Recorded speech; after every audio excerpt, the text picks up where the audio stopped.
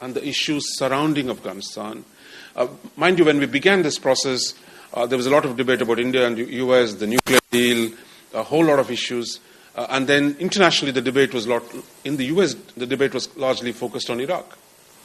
But we made a judgment, I think at the beginning, John and I, we said, look, as we look at South Asia, the single most important issue that is important for the United States, for the world, and for South Asia is going to be the way the war on terror was going to evolve in Afghanistan, and that was going to be the driver that's going to shape the region, the evolution of the region as a whole, and the nature of the U.S. relationship to the region.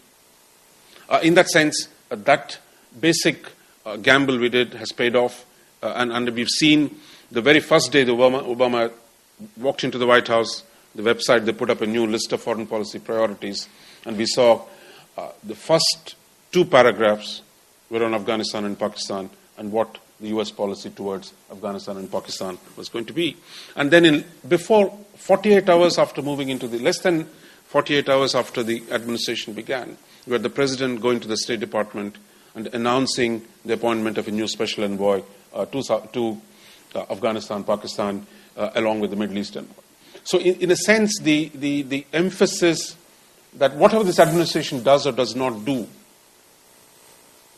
global warming, climate change, non-proliferation, disarmament, everybody has a wish list.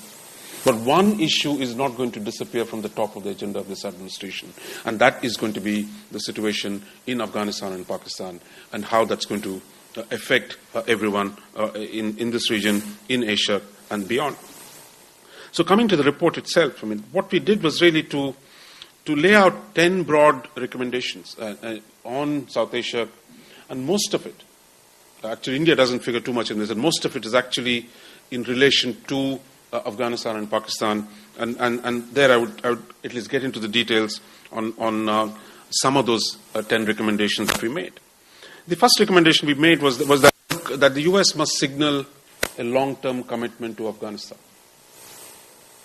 That is, assumption in many quarters in the Taliban, in Pakistan, was that, look, the US is going to cut and run, that the US does not have the political will to fight this war. Therefore, unless the new administration signal that it was in this fight, to see it through in terms of at least some of the original objectives, that it is going to be a recipe for disaster.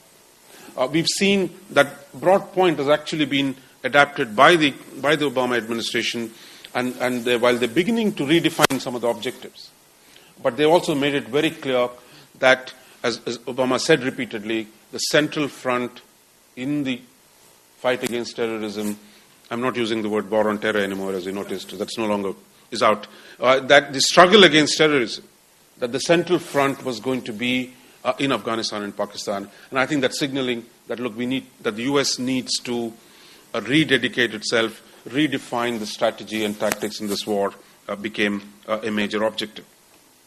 And there I think that what we've seen since then in the last 1 month has largely justified this proposition.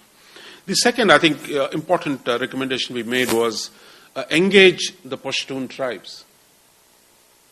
That when we talk about fighting in Afghanistan, there's actually only one community that is fighting the United States, and that's the Pashtuns. The Pashtuns on both sides, Pashtuns in Afghanistan and the Pashtuns in Pakistan. No one else, the Hazaras, the Tajiks, the Uzbeks, they're not fighting the United States. It was largely the Pashtun community that's fighting the United States, and that the US must find a way of engaging the Pashtuns. Whether you want to, there's a lot of confusion about Taliban, moderate Taliban, but we can make a simple proposition. All Taliban are Pashtun, but all Pashtun are not Taliban.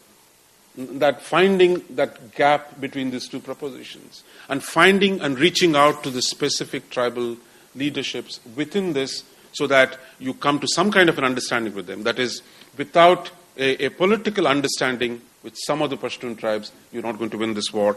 And there again, we've seen in the last few weeks, the US now talking about an Anbar uprising, the kind of thing that they've done in Iraq, where they've engaged the Sunni tribes, that some way of engaging and arming the Pashtun tribes, that's become very much part of the strategy in the United States. The third, I think, we've emphasized was the importance of transforming the Durand Line.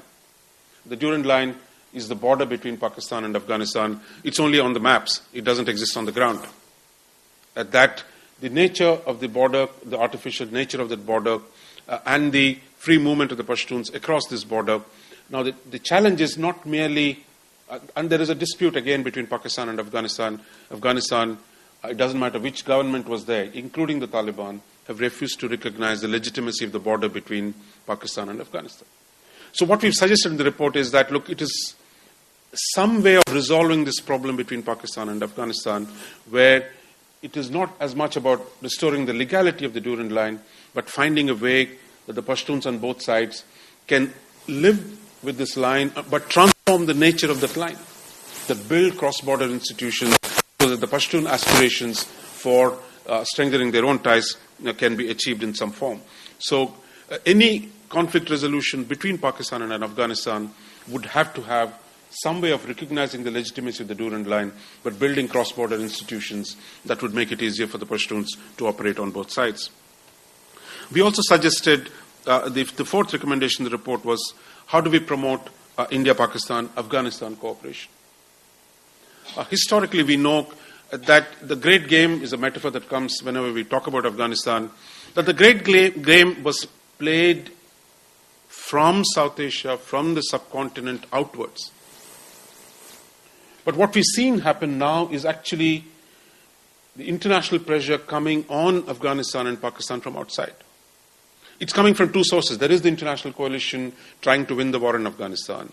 And then you have the extremist groups, the Taliban or the Al-Qaeda, trying to penetrate beyond the Durand Line to the east and gain foothold and consolidate and create a caliphate, if possible, in this part of the world.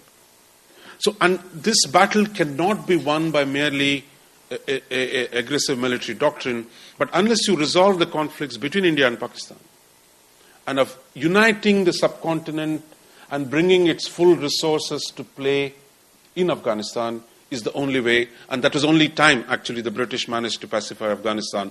Therefore, the US must find a way of reconciling the interests of India and Pakistan so that India and Pakistan work together to produce a reasonable outcome in Afghanistan.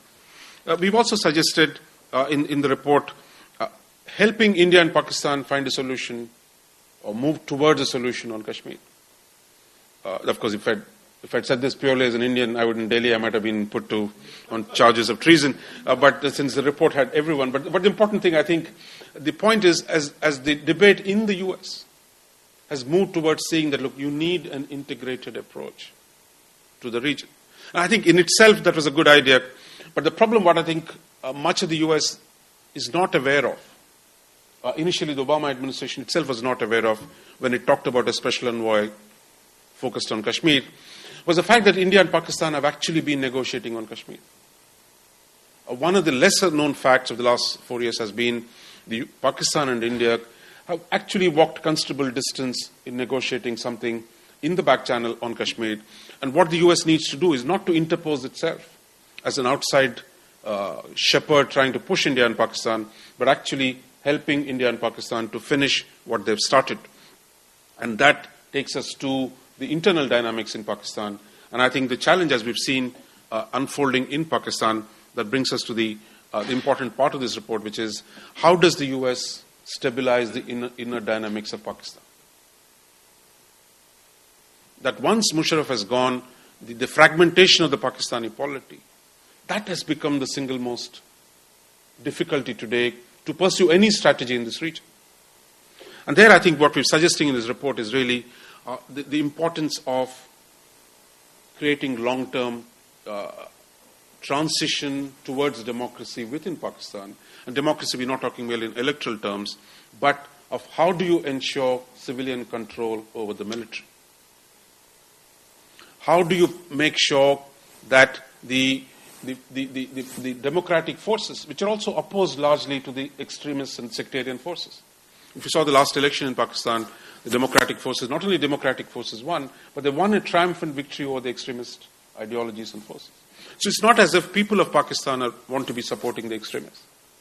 But the instrumentality of extremism that Pakistan army has used, and that can only be changed if there is an internal redistribution of power, And I think this way the emphasis on civil society, the democratization of Pakistan become an important objectives in relation to South Asia.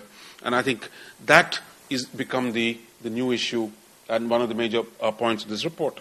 Those of you who noticed Holbrooke, I congratulate John for the timing. Holbrooke is special envoy, just finished his visit to Pakistan, Afghanistan, and India just last night. And one of the things he said at the end of the trip was that what we have is that India, Pakistan, and Afghanistan, and the United States, all four have the same enemy.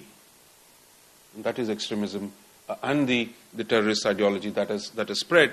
So therefore, what I think in that simple statement, and I think in many ways that captures much of what we tried to say in this report, what this means is the traditional understanding of South Asia's international relations, as if it was largely driven by India-Pakistan rivalry, the conflict between Pakistan and Afghanistan, the traditional metaphors of the way we thought about South Asia are no longer going to be valid if the US begins to construct a policy that is focused on understanding that the threat that the US faces, India faces, Pakistan faces, and Afghanistan faces is the same one.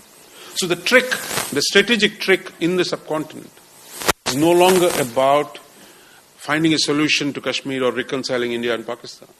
Because clearly the elected leaders in all the three countries have said in public, they face the same enemy. The US, the single most important power in the world, is saying that enemy is also the enemy of the United States. So the challenge is now, how do we construct a set of initiatives for all the major actors in the region so that you bring into harmony the policies of these four countries so that we produce that change where the stabilization of Afghanistan, the modernization of Pakistan, and the advancement of India can all take place simultaneously. So it is going to be an exciting period, and I think much of what we said in this report has been taken on board, I think, largely. But what we're going to see is how do we go to the next order of the debate? That is, while the broad premise that the shared interest is quite clear, the challenge, I think, in the next 4 years, how do you construct policies that work with the shared interests? So I want to conclude by saying, once again, to thank John and Ambassador Tomiko to have been part of this process. I've really enjoyed being part of this. Thank you very much.